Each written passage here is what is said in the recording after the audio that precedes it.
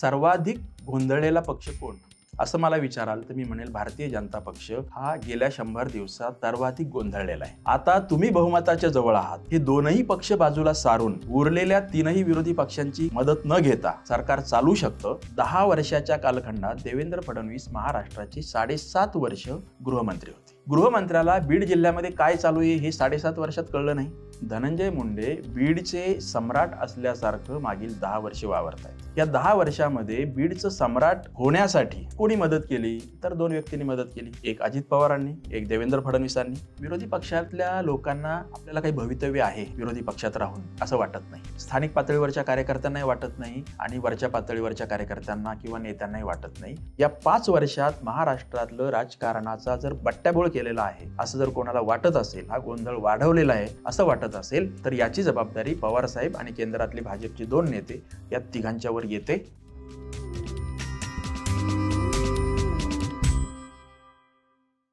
नमस्कार, मी विनायक पाचलक आणि थिंक बँकच्या बिहाइंड द सीन्स मध्ये तुम्हा सगळ्यांचं पुन्हा एकदा मनापासून स्वागत।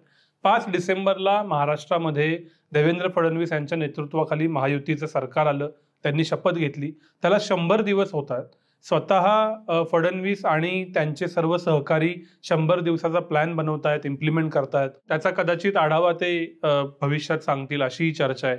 या निमित्तानं या 100 दिवसात निकालानंतरच्या काय मूलभूत बदल झाले, काय दिशा बदलली आहे का काहीच बदललेलं नाही, हे सगळं समजून घ्यायचं आहे। आणि त्यासाठी आज पुन्हा एकदा माझ्याबरोबर आहेत साप्ताहिक साधनाचे संपादक आणि विचारवंत विनोद शिरसाट सर। सर, स्वागत आहे पुन्हा एकदा थिंक बँक वरती। नमस्ते। आणि पहिला प्रश्न हाच आहे, नवीन सरकारच्या इतक्या उलटापालतीनंतर इतक्या मोठ्या मॅन्डेटसह आलेल्या पहिल्या 100 दिवसांचं तुमचं आकलन काय? 23 नोव्हेंबरला विधानसभा निवडणुकीचे निकाल लागले, त्यानंतर मुख्यमंत्री कोण होणार हे ठरवण्यासाठी साधारणतः 2 आठवड्याचा वेळ गेला। मग मंत्रिमंडळात कोण कोण असावं हे ठरवण्यासाठी आणखी 2 आठवड्याचा वेळ गेला आणि खाते वाटप करण्यासाठी आणखी 2 आठवड्यांचा वेळ गेला। त्यामुळे खरं तर या सरकारची 50 दिवस असं म्हणावं, 100 दिवस अजून झालेलेच नाहीयेत खऱ्या अर्थाने। केवळ मुख्यमंत्र्यांचा शपथविधी झाला 100 दिवसापूर्वी आणि म्हणून सरकारचे 100 दिवस हे तांत्रिक दृष्टीने बरोबर असेल, परंतु व्यावहारिक विचार केला तर ते चूक आहे। त्यामुळे माझी विनंती अशी राहील तीनही पक्षाच्या महायुतीतल्या प्रमुख नेत्यांना की कृपया तुमचे 100वे दिवस हे आणखी पुढे वाढवावेत आणि त्याचं सेलिब्रेशन आत्ता न करता आणखी 50 दिवसांनी करावं, हे एक माझं पहिलं म्हणणं आहे। दुसरा मुद्दा असा की आता 100 दिवस ॲक्च्युअल जेव्हा होतील त्यांच्या सरकारचे, त्या दिवशी त्याच्या आदल्या दिवशी मोठ्या मोठ्या जाहिराती वर्तमानपत्रातून येणार आहेत, मोठे फोटो आणि खूप मोठी जंत्री दिली जाणार आहे की आम्ही 100 दिवसामध्ये किती गुंतवणूक केली, किती पैसे आणले, किती लोकांना वाटप केलेले आहेत, किती नव्या योजनांची पायाभरणी झाली। त्यामुळे ती जंत्री त्यांच्याकडे आहे म्हणजे मुख्यमंत्र्यांनी गेल्या आठवड्यात त्यांच्या सर्व अधिकाऱ्यांना सांगितलंय की पटापट गोळा करा आणि सादर करा, म्हणजे अजून मंत्री आणि मुख्यमंत्री यांना पटकन तोंडी सांगता येईल अशी स्थिती नाही आणि ते साहजिक आहे। जेव्हा 50च दिवस झालेले आहेत तेव्हा सर्व मंत्र्यांना सांगता येणार नाही, परंतु एकूण 100 दिवसांचा जर विचार केला आणि महायुतीला जो महाविजय मिळाला 225 पेक्षा अधिक जागा, ते पाहता महागोंधळाचं वातावरण असं मला या 100 दिवसातील महाराष्ट्राच्या प्रामुख्याने राजकारणाचा विचार करताना दिसतं। समाजकारणामध्ये सुद्धा एक प्रकारची हतबलता मी म्हणणार नाही, परंतु एक उदासीनता ही निर्माण झालेली आहे। जर 3 पक्ष एकत्र आलेत आणि पुढच्या 5 वर्षाला त्यांना खूप काही करायला वाव आहे तर त्या दिशेने वाटचाल व्हायला हवी होती, परंतु तशी ती झालेली नाही, हे दुर्दैव आहे। त्यामुळे फार काही उत्साहाने सांगावं किंवा भविष्यामध्ये खूप काहीतरी यांच्याकडून घडेल असं हे 100 दिवस तरी सांगत नाहीयेत। लोकांनी खरं तर क्लिअर मॅन्डेट दिलेलं, जवळपास एकपक्षीय सरकारचं मॅन्डेट दिलेलं, स्थिरतेसाठी दिलेलं की आता फोडाफोडी वगैरेची काही शक्यता नाही, असं मॅन्डेट असतानाही 100 दिवसानंतर गोंधळ ही या सरकारची प्रमुख आयडेंटिटी का झाली? याचं कारण सर्वाधिक गोंधळलेला पक्ष कोण असं मला विचाराल तर मी म्हणेल भारतीय जनता पक्ष हा गेल्या 100 दिवसात सर्वाधिक गोंधळलेला आहे। त्यांची मुख्य अडचण अशी आहे की बहुमताला केवळ 7-8 जागा, इतके जागा एकट्या भाजपला मिळालेल्या असताना एका बाजूला अजित पवारांचा पक्ष आणि दुसऱ्या बाजूला एकनाथ शिंदेंचा पक्ष या दोघांचे लोढणे हा शब्द मी अतिशय जाणीवपूर्वक घेतो. हे लोढणं गळ्यात घातलं की तुमची गती मंदावते. आपल्याकडे कोणत्याही जो प्राणी खूप चपळ आहे किंवा खूप धावतो, अशा प्राण्याची गती मंदावण्यासाठी त्याच्या गळ्यामध्ये लोढणं घातलं जातं. तर भाजपच्या गळ्यामध्ये एक नाही तर दोन लोढणे घातले गेलेली आहेत. बरं, ही लोढणे पण अशी तशी नाही आहेत. एका बाजूला गुंड प्रवृत्ती आणि दुसऱ्या बाजूला भ्रष्ट प्रवृत्ती, या दोन्हीची अफलातून युती जी सर्वच पक्षांच्या मध्ये आहे. परंतु शिंदेंचा पक्ष आणि अजित पवारांचा पक्ष यांच्यामध्ये ते प्रमाण सर्वात जास्त आहे. आता तुम्ही बहुमताच्या जवळ आहात, हे दोनही पक्ष बाजूला सारून उरलेल्या तीनही विरोधी पक्षांची मदत न घेता भाजपचं सरकार 7-8 जण अपक्ष आणि अन्य काही लोकांच्या सह सरकार चालू शकतं. पुढची 5 वर्षे सरकार चालू शकतं, अधिक गतीने चालू शकतं. त्यांचा जर विकासाचा अजेंडा असेल तर तो विकासाच्या अजेंड्यासह आणि हिंदुत्वाचा अजेंडा असेल तर त्याच्यासहही ते चालू शकतं. परंतु महायुतीच्या केंद्रीय नेत्यांना हे कळत नाहीये की काय करायचं. बरं, ह्या दोघांना बरोबर घ्यायचं म्हणजे साधारणतः 35 ते 40% मंत्रिपदं त्यांना दिलीत. बाकीचे सगळे सत्तेची जे काही पदं आहेत तीही त्यांना द्यावी लागतात. भाजपचे आतले पक्षातले अनेक नेते नाराज आहेत. बरं, हे किती काळ चालवायचं? आता 5 वर्ष जर हे असं चालवायचं असेल तर आपला पक्ष वाढवायचा कसा आणि यांच्या गुंडागर्दीवर, यांच्या भ्रष्टाचारावर पांघरून घालायचं कसं? यांचे सगळे जे कारनामे आहेत ते कारनामे त्यांना कसं दडपून टाकायचं किंवा त्यांना कशी शिक्षा करायची, अशा प्रकारे गोंधळलेला पक्ष भाजप आहे. तर मला वाटतं की भाजपने एक चिंतन शिबिर आयोजित केलं पाहिजे आणि त्यासाठी दोनही केंद्रीय प्रमुख नेत्यांना बोलावलं पाहिजे आणि आम्ही महाराष्ट्राचं काय करावं, तुमची इच्छा काय आहे आणि आम्ही काय करावं. आम्हाला तर वाटतं की बहुमताच्या जवळ आलोत, या दोन्ही पक्षांना बाहेर फेकून द्यावं, आपण आपल्या बळावर सत्ता चालवावी अशी आमची इच्छा आहे. म्हणजे आपल्याला पूर्ण ताकदीने महाराष्ट्राचा खऱ्या अर्थाने विकास करता येईल आणि आपला जो काही अजेंडा आहे तो राबवता येईल, अशी त्यांनी विनंती मोदी आणि शहा यांना करायला हवी आणि तशा प्रकारचं एक चिंतन शिबिर भरवायला पाहिजे. आणि ते जर करत नसतील तर संघाने त्यांना तशा सूचना द्यायला हव्यात, जर ती मातृ संघटना असेल तर, असं मला वाटतं. तर पुढच्या 4.5 वर्षामध्ये काहीतरी वेगळं पाहायला मिळू शकतं. हे प्रॅक्टिकली कितपत शक्य आहे मला माहीत नाही, पण देवेंद्र फडणवीस त्यांच्या पातळीवर हेच करू पाहतायत का? कारण इतर पक्षांच्या मंत्र्यांची OSD ठरवणं असेल, त्यांच्या कार्यकक्षा ठरवणं असेल, सो ज्या प्रकारे PMO चालतं त्या प्रकारे CMO ओरिएंटेड महाराष्ट्र चालवणं, कारण ॲक्च्युअल मॅन्डेट फक्त भाजपला आहे आणि मग त्याचे प्रमुख म्हणून देवेंद्र फडणवीसांना आहे. ही एक अंडरलाईन गोष्ट गेल्या 100 दिवसातल्या वेगवेगळ्या बातम्यांमधून येते का? आणि जर का असं असेल तर हेच पुढे वाढत जाणार का अशा प्रकारचं काम? हो, OSDच्या संदर्भातली जी बातमी आहे ती निश्चितच स्वागतार्ह आहे. प्रत्यक्षात किती घडतंय हा भाग वेगळा. दुसरं, देवेंद्र फडणवीसांना OSD या लोकांचे त्यांनी निवडलेले नको आहेत हे बरोबर आहे. परंतु मी स्वतः निवडलेले किंवा भाजपचे पदाधिकारी किंवा भाजपला जवळ असणारे असे हवे आहेत का? खरोखर तोडपाणी करणारे कमीत कमी असावेत किंवा नसावेत असे हवेत. त्यामुळे देवेंद्र फडणवीसांच्या त्या विधानाचा किंवा त्यांच्या त्या प्रयत्नाचा अर्थ लावण्यासाठी आपल्याला 2 स्तरावर विचार करावा लागेल. एक तर स्वतःची आणि आपल्या पक्षाला सुसंगत अशी माणसं हवी आहेत किंवा खरोखरच यांनी खूपच जास्त भ्रष्ट आणि खूपच जास्त गडबड करणारे लोक निवडलेत म्हणून ते नको आहेत. हे दोन्ही शक्यता आहेत. परंतु देवेंद्र फडणवीस यामध्ये फार काही करू शकतील असं मला दिसत नाही. याचं कारण हे लोढणं आपल्याला बरोबर घेऊन चालायचंय. हा निर्णय जर मोदी आणि शहा किंवा भाजपचे अन्य नेते यांनी घेतलेला असेल तर फडणवीस काही करू शकत नाहीत. फडणवीसांचं एक मला अतिशय कौतुक गेल्या आठवड्यातल्या एका मुलाखतीतलं वाटलं की त्यांनी असं जाहीरपणे कदाचित पहिल्यांदा असं सांगितलं की मी कोणीच नाहीये, पक्ष जे काही जबाबदारी सोपवेल किंवा पक्ष जे काही सांगेल तेच मी करू शकतो, माझी स्वतःची काही ताकद नाही. एवढंच नाही तर ते स्पष्टपणे असंही म्हणालेत की मी जर स्वतंत्र पक्ष काढला तर माझ्या सकट सर्व माझ्या उमेदवारांची जी डिपॉझिट जप्त होतील इतकी माझी ताकद कमी आहे. तर मला वाटतं की त्यातून हे त्यांनी सूचित केलंय की आत्ता हा जो काही गोंधळ चालू आहे त्याला मी जबाबदार नसून त्याला आमचे केंद्रीय नेते जबाबदार आहेत असा बिटवीन द लाईन अर्थ त्यातून काढता येतो. त्यामुळे फडणवीसांचे प्रयत्न फार तोकडे राहतील आणि ते ज्यांच्याबरोबर वावरत आहेत, शिंदे काय आणि अजित पवार काय आणि त्यांचे अन्य सगळे सरदार हे इतके मुरलेले आहेत की देवेंद्र फडणवीस स्वतः किती शक्तिशाली असतील तरी ते फार काही करू शकतील असं दिसत नाही. हे जे गोंधळाचं चित्र तयार झालं त्याला प्रामुख्यानं इतर दोन पक्ष ज्यांचा उल्लेख तुम्ही लोढणं असं करताय ते आहेत. आणि त्यातली सर्वात महत्त्वाची गोष्ट म्हणजे धनंजय मुंडे यांचा राजीनामा. 100 दिवसात इतक्या मोठ्या मॅन्डेटच्या सरकारला एका कॅबिनेट मंत्र्याचा राजीनामा घ्यावा लागतो. या संपूर्ण प्रकरणाचं तुमचं विश्लेषण काय? 100 दिवसात घ्यावा लागतो याबद्दलची खरी वस्तुस्थिती अशी आहे की जो 4 दिवसात घ्यायला पाहिजे होता त्याला 100 दिवस लागले. आणि तो एकट्याचा नाही, तर जर वाल्मिक कराडनी जे काही प्रकार केले त्याला धनंजय मुंडे हे प्रत्यक्ष अप्रत्यक्ष जबाबदार आहेत. खून किंवा आत्ताची हत्या यामध्ये धनंजय मुंडेंचा सहभाग आहे का नाही, त्यांची फूस होती का, त्यांनी वाचवण्याचा प्रयत्न केला का, हा खूप पुढचा भाग आहे.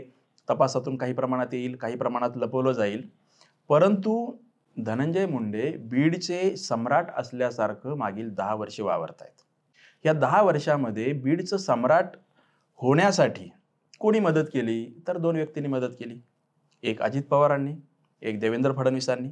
अजित पवारांनी थेट केली, देवेंद्र फडणवीसांनी अप्रत्यक्षपणे केली. अजित पवारांनी त्यांना पहिल्यांदा काहीही कर्तबगारी नसताना विधान परिषदेचं विरोधी पक्षनेते केलं. त्यामध्ये अर्थातच शरद पवारांच्याही पापाचा वाटा निश्चित आहे. 5 वर्षे त्यांना विधान परिषदेवर विरोधी पक्षनेते की जो माणूस आपल्या पक्षामध्ये म्हणजे राष्ट्रवादीमध्ये, अखंडित राष्ट्रवादीमध्ये येऊन जेमतेम 1.5-2 वर्ष झाले होते, त्याला तुम्ही विरोधी पक्षनेता करताय, सगळ्या ज्येष्ठांना डावलून. अशी काय कर्तबगारी होती? तर त्याचं उघड कारण की धनंजय मुंडेंचं भाजपशी देवेंद्रशी असलेलं नातं पाहता आपल्याला त्या सरकारबरोबर डील करता यावं हा त्याच्या मागचा दोन्ही पवारांचा हेतू होता. म्हणजे दोन्ही पवारांनी धनंजय मुंडेंना पहिल्या 5 वर्षात विरोधी पक्षनेते करून ताकद दिली आणि अर्थातच बीडमध्ये त्यांना रान मोकळं सोडलं, त्यांच्या बाकीच्या सगळ्या जी कोणी टीम असेल तिला. आणि नंतरच्या 5-1 वर्षाचा विचार केला तर महाविकास आघाडीमध्ये पण मंत्री होते, आत्ता पुन्हा एकदा मंत्री केलेले. तर ह्या सगळ्या प्रक्रियेत देवेंद्र फडणवीसांनी त्यांना मदत कशी केली असा प्रश्न तुम्ही विचारू शकाल. या 10 वर्षाच्या कालखंडात देवेंद्र फडणवीस महाराष्ट्राचे 7.5 वर्ष गृहमंत्री होते. गृहमंत्र्याला बीड जिल्ह्यामध्ये काय चालू आहे हे 7.5 वर्षात कळलं नाही. महाविकास आघाडीचे 2.5 वर्ष सोडले तर संपूर्ण कालखंड जर देवेंद्र फडणवीसांच्याकडे असेल आणि आत्ताचं हे जे टोक गाठलं गेलंय तर याची जबाबदारी गृहमंत्री या नात्याने देवेंद्र फडणवीसांच्यावर येते. त्यामुळे जर नैतिकतेच्या गप्पा मारायच्या असतील, जर तत्वाच्या गप्पा मारायच्या असतील आणि जर राज्यकर्त्यांनी मुख्यमंत्री आणि उपमुख्यमंत्री या नात्याने घेतलेली शपथ ही जर खऱ्या अर्थाने साध्य करायची असेल, खरी मानायची असेल, ती शपथ म्हणजे कर्मकांड नव्हे असं जर आपण मानणार असू तर आता धनंजय मुंडे यांच्या पाठोपाठ बीडमध्ये जे काही घडलंय यासाठी अजित पवार आणि देवेंद्र फडणवीस या दोघांनीही राजीनामे द्यायला पाहिजेत असा त्याचा अर्थ आहे. हे जे एक ओव्हरऑल कॅरेक्टरिस्टिक तयार झालंय, पॉवर प्लस मनी प्लस पॉलिटिक्स, हे कॅरेक्टरिस्टिक महाराष्ट्रभर आहे का कमी अधिक प्रमाणात? आणि ज्या वेळेला एक पॉलिटिकल क्लिअर स्टॅबिलिटीचं मॅन्डेट आहे त्यावेळेला ही सगळी जी रचना आहे ती बदलू शकेल का मुळापासून? महायुतीच्या महाविजयानंतर महागोंधळ आहे हे आपण बोललोय. परंतु अशा प्रकारचं वातावरण प्रत्येक जिल्ह्यामध्ये किंवा त्या जिल्ह्यातल्या विशिष्ट टापूमध्ये असं कमी अधिक प्रमाणात आहे. आता गेल्या आठवड्यात मी कोकणामध्ये गेलो होतो. कोकणातल्या कणकवली आणि तो जो परिसर आहे तिथे राण्यांची किती दहशत आहे हे मला तिथले सगळे सभ्य आणि सुसंस्कृत लोक ज्या पद्धतीने सांगत होते ते पाहता प्रत्येक जिल्ह्यामध्ये असं कमी अधिक प्रमाणामध्ये आहे. यातून बाहेर कसं पडायचं हा एक खूपच मोठा प्रश्न आहे.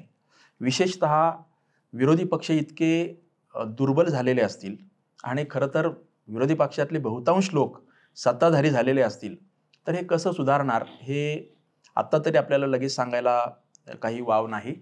मात्र पुन्हा एकदा जर सर्व राजकीय पक्षांची पुनर्रचना झाली, आणखी फाटाफूट झाली, एकत्र येणं झालं आणि दुसऱ्या बाजूला सर्वच राजकीय पक्षांच्या बद्दलचा जनतेचा भ्रमनिरास त्याचा जर कडेलोट झाला, खूप अतिरेक झाला तर कदाचित जनता काहीतरी वेगळ्या पद्धतीने वागू शकेल.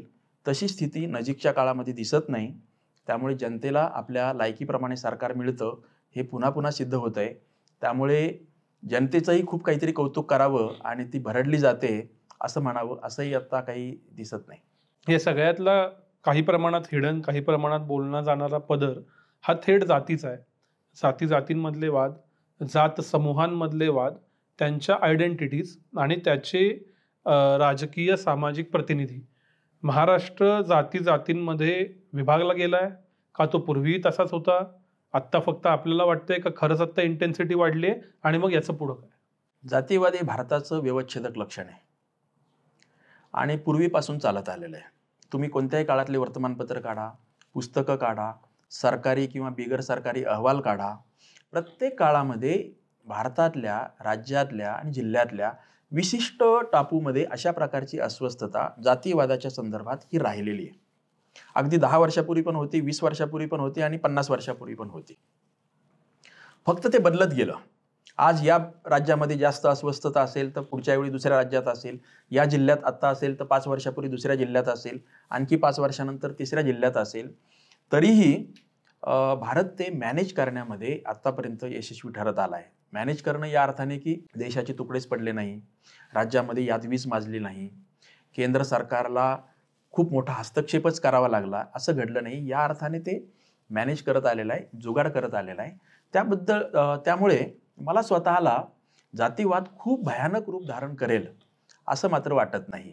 एवढंच काय तर बीड जिल्ह्याच्या बाबत बीडचा बिहार झालाय असं कितीही लोक म्हणत असतील, तर बीड जिल्हा हा मी तुलनेने जास्त पाहिलेला आहे, जास्त परिचित आहे.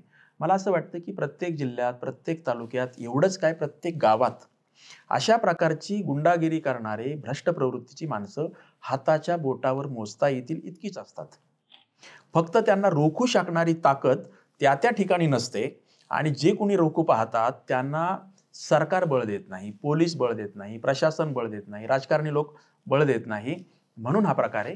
त्यामुळे राजकारणामुळे अस्वस्थ व्हावं असं बरोबर आहे, परंतु त्याचा कडेलोट होईल आणि जातीमध्ये प्रचंड यादवी माजेल असं मात्र मला अजिबात वाटत नाही. दुसरा एक मुद्दा जो पुन्हा या गोंधळाला कारणीभूत ठरतो ते म्हणजे एकनाथ शिंदे. एकनाथ शिंदे नाराज आहेत, त्यांना मुख्यमंत्रीपद पुन्हा एकदा हवं होतं. याच्याबद्दल खूप चर्चा गेल्या 100 दिवसात झाल्या, त्या प्रेस कॉन्फरन्समध्येही होत राहतात इंडिकेशन्स. एकनाथ शिंदेंचं महायुतीत असणं, मुख्यमंत्री झाल्यानंतर उपमुख्यमंत्री असणं आणि हे काही वेल जेल्ड नाही आहे असा मेसेज जात राहणं, ह्याचे काय अर्थ आहेत? वस्तुतः एकनाथ शिंदेने नाराज व्हावं असं काहीच नाही आहे.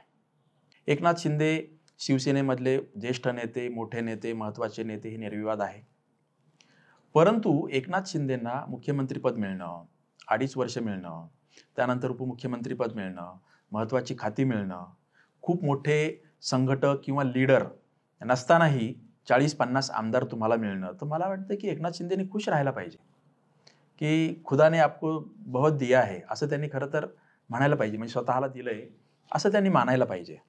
परंतु तसं ते मानत नाहीयेत. इथे पण आपल्याला 2 दिसतात प्रकार. एक तर खरोखर ते नाराज आहेत का मनापासून? तर मनापासून नाराज असतील तर एका दृष्टीने चांगलं आहे.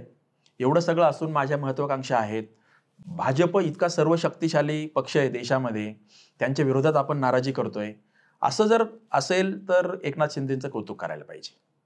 मात्र मला दुसरी शक्यता वाटते की आपण सहन करत राहिलो, आपण चालून घेत राहिलो, आपण नाराजी व्यक्त नाही केली तर आपल्याला आणखी दाबून टाकण्याचा प्रयत्न होईल. शिवाय आपण नाराज नाही म्हटलो तर आपले जे कोणी सहकारी 30, 40, 50 आमदार आहेत ते पण आपल्याला हा लीडरच राहिलेला नाहीये, ते पटापट भाजपकडे जातील, अन्य पक्षांच्याकडे जातील, अजित पवार त्यांना ओढून घेतील. म्हणून शिंदे दाखवतायत का हे सगळं नाराजी? तर पहिली शक्यता असेल तरी त्यांचं कौतुक आहे, कारण भाजपशी ते मांगा घेत आहेत. आणि दुसरी शक्यता असेल तर पक्ष म्हणून टिकवण्यासाठी एखाद्या माणसाने जे करायला पाहिजे ते करतायत, म्हणून त्यांचं स्वागत केलं पाहिजे. तुम्ही म्हणालात कोण कुठल्या पक्षात राहणार माहीत नाही, याच्यावरून एक असं दिसतंय की गेल्या 100 दिवसात विरोधी पक्षातले जे काही लोक आहेत, अगदी ग्रामपंचायत पातळीपासून ते राज्य पातळीपर्यंत, ते येणं केनं प्रकारे आपण सत्ताधारी पक्षात कसे जाऊ शकू, कोणत्या पक्षात ॲडजस्ट होऊ शकू असा विचार करताना दिसतात. विरोधकांकडून हा जो विशेषतः बीडमधलं प्रकरण झालं, हे विरोधकांनी लावून न धरता सत्ताधारी भाजपमधल्याच एका आमदारानं पहिल्यांदा लावून धरलं. त्यामुळे विरोधी पक्ष कुठं आहेत हा प्रश्न आहे. आणि जे काही विरोधी पक्षात आहेत त्यांना सत्ताधारी पक्षात अपवाद वगळता का जावं असं वाटतं, हा दुसरा प्रश्न. नाही, हे तर आहेच की सुरेश धस आष्टीचे आमदार, बीड जिल्ह्यातील तालुका, त्यांनी खरं तर हे सगळं प्रकरण लावून धरलं. ते भाजपचे आहेत आणि देवेंद्र फडणवीसांच्या इतक्या जवळचे मुंडे असूनही, धनंजय मुंडे असूनही त्यांनी त्यांना का रोखलं नाही, अशा प्रकारचा प्रश्न अगदी पहिल्या दिवसापासून विचारला जातोय. नंतर ते चंद्रशेखर बावनकुळे आणि ते प्रकरण पाहता त्यांनीच धस यांना एक्सपोज केलं असंही चित्र दिसतं. तर ते काय प्रकारचे डावपेच खेळतायत हे आता अर्थातच त्यातल्या 2-4 लोकांना माहिती आहे. पण हे मात्र खरं आहे की धनंजय मुंडेंचं प्रकरण हे भाजपनेच लावून धरलं आणि कदाचित सुरेश धस यांनी आहे त्या पद्धतीने लावून धरलं नसतं तर धनंजय मुंडेंचा राजीनामा झालाही नसता. त्यामुळे देवेंद्रांना त्याचं श्रेय दिलं पाहिजे की त्यांना सरळ मार्गाने राजीनामा नाही घेता आला, परंतु वेगळ्या पद्धतीने खूप अस्वस्थता माजून त्यांनी वेगळ्या पद्धतीने तो राजीनामा मिळवला. असं जर घडलं असेल तर मला वाटतं की ही स्वागतार्ह गोष्ट आहे.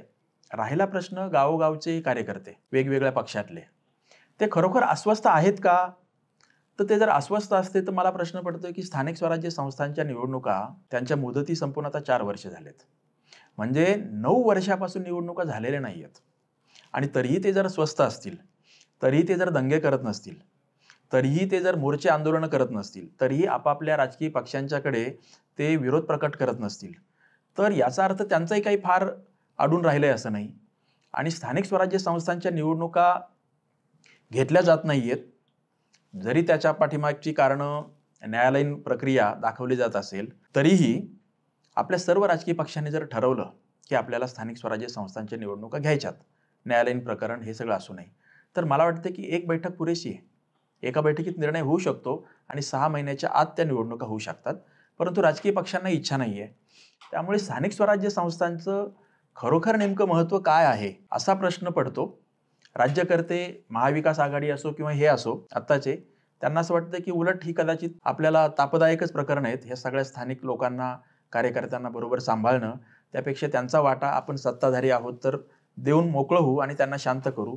तिथेही असंच आहे की अस्वस्थ आत्मे, बंडखोरी करू शकतील आत्मे असे कमी असतात, त्यांना शांत करायचे, बाकीच्या लोकांना दाबून टाकता येतं. पण विरोधी पक्षातल्या लोकांना सत्ताधारी पक्षात जायची घाई काय? म्हणजे खूप आता रवींद्र धंगेकर पुण्यातले गेले, वेगवेगळ्या मोठ्या नेत्यांबद्दल चर्चा चालू आहे, आणि अशा कित्येक नेते खासगीत सांगतात की आम्हाला संधी मिळाली की आम्ही शिंदेच्या शिवसेनेत जाऊ, कदाचित भाजपनं थेट घेतलं नाही, नाहीतर भाजपतच जाऊ. विरोधी पक्षाला लढायचं नाहीये का? विरोधी पक्षातल्या लोकांना आपल्याला काही भवितव्य आहे विरोधी पक्षात राहून असं वाटत नाही. स्थानिक पातळीवरच्या कार्यकर्त्यांनाही वाटत नाही आणि वरच्या पातळीवरच्या कार्यकर्त्यांना किंवा नेत्यांनाही वाटत नाही. याचं कारण महाराष्ट्रातला खऱ्या अर्थाने मोठा विरोधी पक्ष हा काँग्रेस आहे. काँग्रेसचं केंद्रीय नेतृत्व हे अतिशय निष्काळजीपणे काम करतंय आणि पक्ष संघटनेकडे दुर्लक्ष करतंय. आणि महाराष्ट्रामध्ये तर काँग्रेस पक्षाला नेता असं बिरुद लावावं असं कोणीच नाहीये. त्यामुळे तो पूर्व पुण्यावर रडत खडत आपापला गाडा चालू आहे. त्यामुळे काँग्रेसकडून भवितव्य नाही. अन्य जे 2-3 विरोधी पक्ष आहेत ते विशिष्ट प्रदेशामध्ये, विशिष्ट भागामध्ये आहेत. तेही आपापले काय छोटे मोठे सरदार यांना सगळे सांभाळून घेऊन चाललेत. मग एक कागदावरचा मोठा पक्ष काँग्रेस तो अतिशय निष्प्रभ आहे आणि प्रत्यक्षातला आणि कागदावरचा दोन्हीचाही मोठा पक्ष भाजप याला पराभूत करणं नजीकच्या काळात खूप अवघड आहे, केंद्रात पण आणि राज्यातही. त्यामुळे होप्स नाहीत. मग आपण असंच रडत खडत वाटचाल करायची, नुसतीच वाटचाल करायची असं नाही, तर आपण विरोधात राहिलो तर आपल्यावर या ना त्या प्रकारे वेगवेगळे दबाव येतील, चौकशा मागे लागतील. ही भीती पण विरोधी पक्षांच्या लहान मोठ्या नेत्यांच्या मनात आहे. म्हणूनही ते तिकडे जाऊ शकतात. म्हणजे विरोधात राहून भवितव्य नाही, उलट नुकसान आहे. आणि तिकडे गेलो तर आपल्याला शांतपणे वाटचाल करता येईल असं वाटणं. पण याचं कारण विरोधी पक्ष सगळ्या प्रकारची लढण्याची उमेद, म्हणजे निवडणुकीसाठी लढण्याची उमेद ही गमावून बसलेली आहे. तुम्ही आता रवींद्र धंगेकरांचा उल्लेख केला. धंगेकरांचं कौतुक जेव्हा ते कसबा विधानसभा मतदारसंघात निवडून आले, तर सगळ्या विरोधी पक्षांनी इतकं अतिरिक्त का केलं हे मला तेव्हाही कळत नव्हतं. म्हणजे महाराष्ट्र तेव्हाही बलाढ्य होता, आजही आहे, परंतु सगळे जसं काही जग जिंकलंय अशा आविर्भावात धंगेकरांचं विधानसभेचं त्यांचा तो विजय सेलिब्रेट करत होते. आणि त्यानंतर लोकसभेला धंगेकरांची माणसं पत्रक वाटप करताना जिकडे तिकडे सांगत सुटली होती की माणूस बघा पक्ष बघू नका, माणूस बघा पक्ष बघू नका. या पद्धतीने पत्रकं वाटत होती. म्हणजे पक्ष काय तर त्यावेळेचा काँग्रेस, काँग्रेसकडे बघू नका तर माणसाकडे बघून तुम्ही मतदान करा. हे जर सर्रास सांगत असतील तर अशा नेत्याचं किंवा अशा उमेदवाराचं काय कौतुक करावं आणि अशा पक्षाच्या बद्दल आणखी किती केविलवाणी स्थितीची वाट बघावी. तुम्ही असं म्हणालात की महायुतीमध्ये हे दोन पक्ष लोढणं झालेत. तसं या तिन्ही पक्षांसाठी विरोधी पक्षातल्या महाविकास आघाडी हेच लोढणं झाले का? कारण शरद पवार एकनाथ शिंदेचा सत्कार करतायत, संजय राऊत त्यांच्यावर टीका करतायत, विरोधी पक्षनेते पदाला आदित्य ठाकरेंचं पत्र देताना बाकीचे दोन पक्ष त्याचं पत्रच देत नाहीत, गरज नाही असं सांगून. तर आपण तिघं वेगळे वेगळे झालो तर अधिक बरं असं महाविकास आघाडीला वाटत असेल का? असं वाटत असेल, परंतु त्यांच्या पुढे आता पर्याय काहीच नाही आहेत. काय स्थानिक स्वराज्य संस्थांच्या निवडणुका होतील त्या होतील, परंतु राज्याची सत्ता मिळेल अशी स्थिती नाही. दुसरं, परस्परांशी जुळत नाही, परंतु आता जे सत्तेतले पक्ष आहेत महायुतीतले, यापैकी पण तिघांचं कोणाचंच फारसं नातं नाही आहे. त्यामुळे तेही गोंधळलेले आहेत, होप्स नाही आहेत. पण आता ते परस्परांशी देवाणघेवाण का करतात, तर मला वाटतं की महाविकास आघाडीतले देवाणघेवाण जर करत असतील तर त्याचं कारण आपली छोटी मोठी कामं तर मार्गी लागली पाहिजेत. सत्ता तर मिळणारच नाहीये, त्यामुळे मग शिंदेच्या मार्फत करू. कोणी जर दुसऱ्या पक्षातले असेल, कोणाला फडणवीस जवळचे वाटतील, कोणाला अजित पवार जवळचे वाटतील.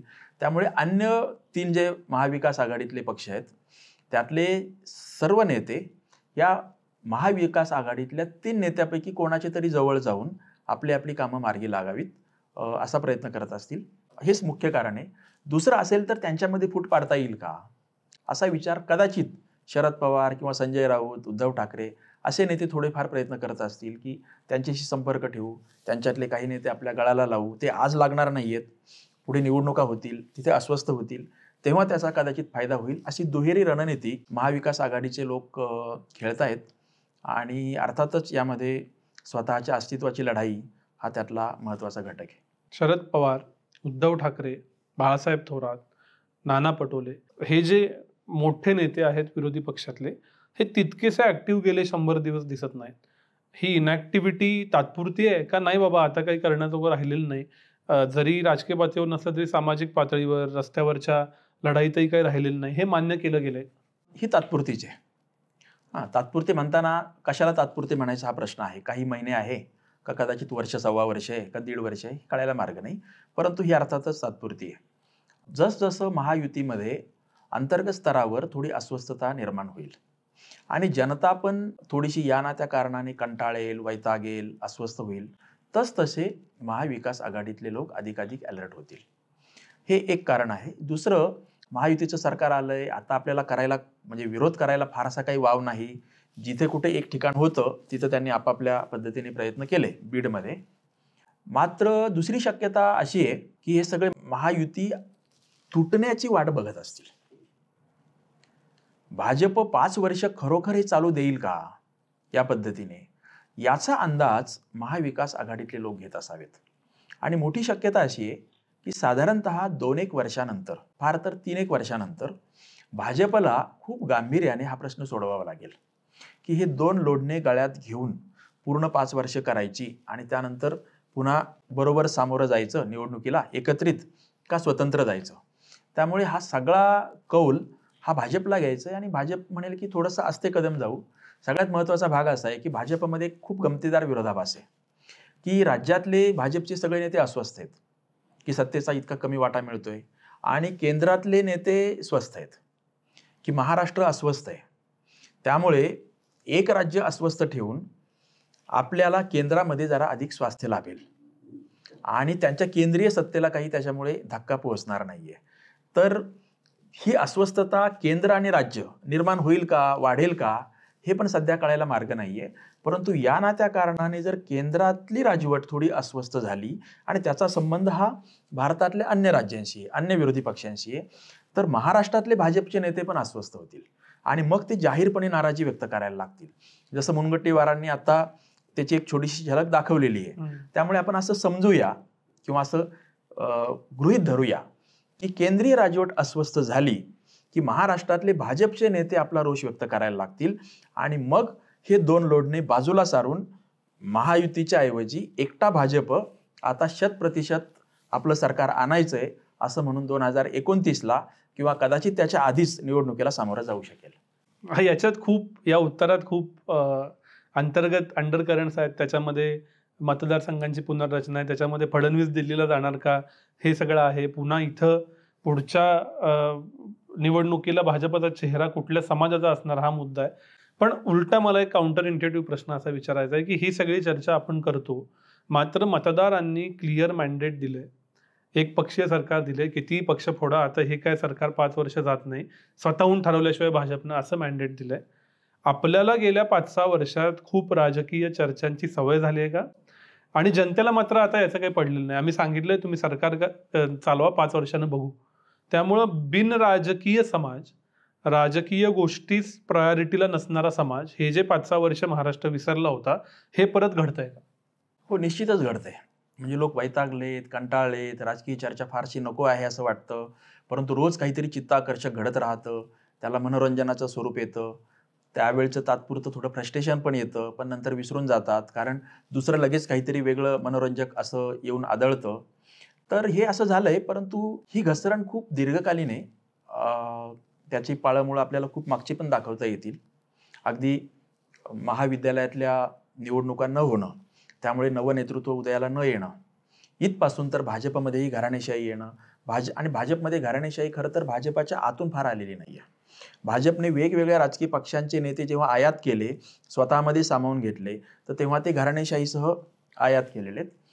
परंतु गेल्या 5 वर्षात महाराष्ट्रात पक्षीय विरोध किंवा पक्षापक्षातले फरक असे काही जर दिसत नसतील, तर याचा सर्वात जास्त दोष हा महाराष्ट्राच्या राजकारणातून केंद्रीय स्तरावर वावरणारे पण महाराष्ट्रातून पाय अजिबात हलत नाही असे शरद पवार आणि महाराष्ट्रात अधूनमधूनच पाऊल टाकणारे 2 केंद्रीय नेते मोदी आणि शहा.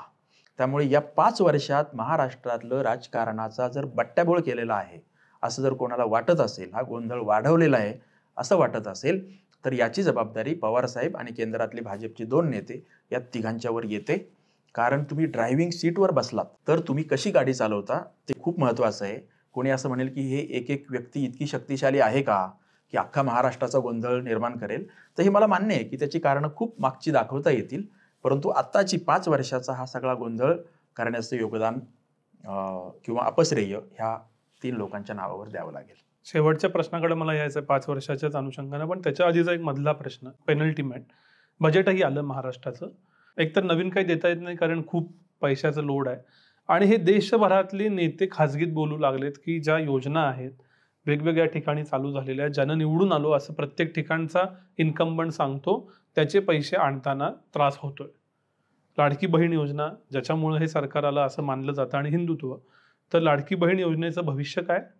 आणि असं बजेट जर का मांडावं लागत असेल की तिथं फार मोठं काही करता येणार नाहीत, आहे ते इन्फ्रा प्रोजेक्ट करत राहा आणि ज्या योजना आपण काढल्या आहेत कल्याणकारी त्याला पैसे देत राहा, तर मग खरा सरकारला स्कोप किती राहील? 5 वर्ष मॅन्डेट असूनही किती काम करता येईल पैसे जर का मर्यादित असतील? नाहीये ना, स्कोप नाहीये. हे कालचं अर्थसंकल्प जो मांडला गेला आहे त्यातून अधोरेखित होणारं विधान काय, तर आम्हाला फार काही करायला वाव नाही, हा त्यातला अलिखित संदेश हा आत्ताच्या महायुती सरकारने दिलेला आहे. आता 36,000 कोटींची तरतूद केलेली आहे वर्षभरासाठी लाडकी बहीण योजनेसाठी. मागच्या वेळी बहुधा ती 33,000 किंवा तत्सम काहीतरी आकडा होता. आता गंमत अशी आहे की निवडणुकीच्या आधीची सलग 5 महिने ही लाडकी बहीण योजना राबवली गेली. त्यासाठी महिलांना 1,500 रुपये आणि साधारणतः एका महिलेला 7,500 रुपये असे त्यांना मिळाले होते. 2 कोटी किंवा त्यापेक्षा अधिक महिलांसाठी ती योजना केली आणि त्याचा फायदा निवडणुकीमध्ये झाला. आता हे सर्वांनी मान्य केलंय. आता मागची बातमी अशी आहे की त्यातल्या साधारणतः 10 लाख महिला ह्या पात्र नाही आहेत त्या योजनेसाठी, परंतु त्यांना पैसे दिलेले आहेत. 10 लाख महिलांना 7,500 रुपये हे दिवाळीपूर्वी दिलेले आहेत, निवडणुकीपूर्वी दिलेले आहेत. याचा अर्थ 750 कोटी रुपयांचं वाटप केलं गेलेलं आहे आणि ते 750 कोटी परत घेण्याबद्दल सरकार तर काही म्हणत नाहीच, किंबहुना ते घेणार नाहीयेत हे सगळं सिद्ध झालेलं आहे.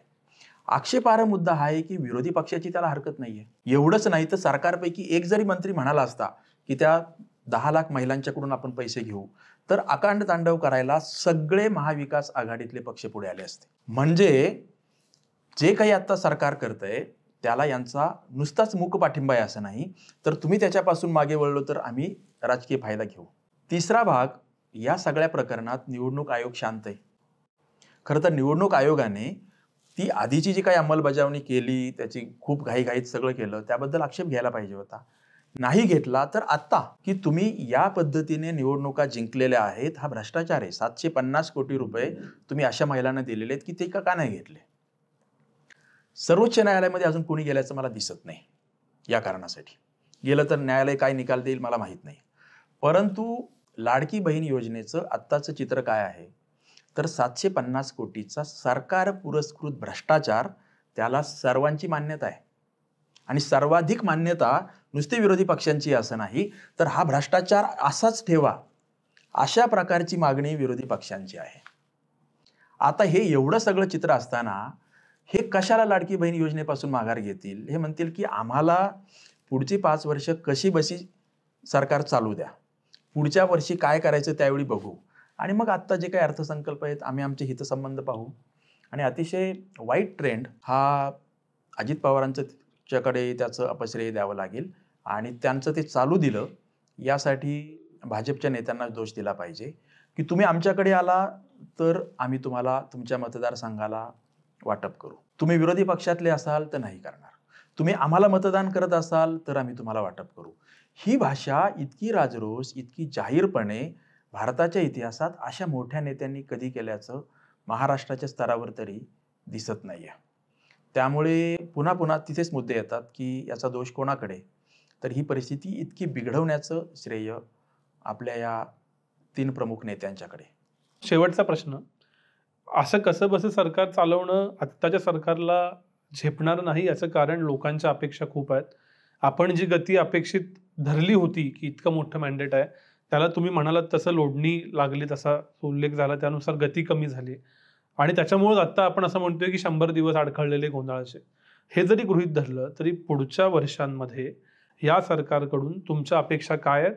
कारण रूढार्थानं स्थिर असणारं आणि एक धोरण दिशा ठरवू शकतं असं मॅन्डेट लोकांनी दिलं. सरकार हे 5 वर्ष चालू नये अशी माझी इच्छा आहे. अपेक्षा आहे तशीच की 5 वर्ष चालणार नाही. हे कोणत्या तरी टप्प्यावर हे सरकार जाऊ द्यावं. ही 2 लोडणी भाजपने काढून टाकावीत. निवडणुका आत्ता घ्याव्यात किंवा काय 1 वर्ष 2 वर्ष 3 वर्ष आधी, आता लगेच नाही पण 1 किंवा 2 वर्षानंतर. आणि भाजपने स्वतःच्या बळावर नारा द्यावा. स्वतःच्या बळावर आपल्याला सरकार आणायचंय असं जाहीर करावं. हे 2 लोढणे असल्यामुळे आम्हाला कितीतरी गोष्टी करता आलेल्या नाहीत असं पण सांगावं, अशी माझी खरं तर अपेक्षा आहे. कारण आहे या परिस्थितीमध्ये हे 2 लोढणे आणि भाजप हे सरकार 5 वर्षात काहीच करू शकणार नाहीये. अशाच प्रकारचा गोंधळ, अशाच प्रकारची अस्वस्थता, अशाच प्रकारची अशांतता अशी राहील. दुसऱ्या बाजूला कदाचित भाजपने हे जास्त चालवून घेतलं आणि केंद्रामध्ये पण केंद्र सरकारच्या विषयीची नाराजी जर वाढत गेली तर कदाचित काँग्रेस आणि अन्य महाविकास आघाडीतले पक्ष किंवा त्यावेळची कदाचित समीकरणं आणखी बदलतील. महायुतीमधले पण तिकडे कोणीतरी जाईल. मग भाजपच्या व्यतिरिक्त किंवा भाजपला सोडून असं सरकार महाराष्ट्रामध्ये पुढच्या 5 वर्षांनी येऊ शकेल. त्यामुळे अपेक्षा म्हणत असाल तर माझ्या काही नाही आहेत. परंतु असं काहीतरी दोन्हीपैकी एक जर घडलं तर आत्ताचं हा वातावरण किंवा हा गोंधळ निवळेल. किंबहुना हा गोंधळ लवकरात लवकर संपुष्टात यावा अशीच अनेक सामान्य आणि समाजाचं हित पाहू इच्छिणाऱ्या नागरिकांच्या प्रमाणे माझी पण इच्छा आहे. अपेक्षा नाही काही. अत्यंत धाडसी स्टेटमेंट्स असणारी आजची चर्चा झाली. त्याची चर्चा होत राहील पुढं. आपणही बोलत राहू. पण आता इथंच थांबूया. धन्यवाद. थँक्यू.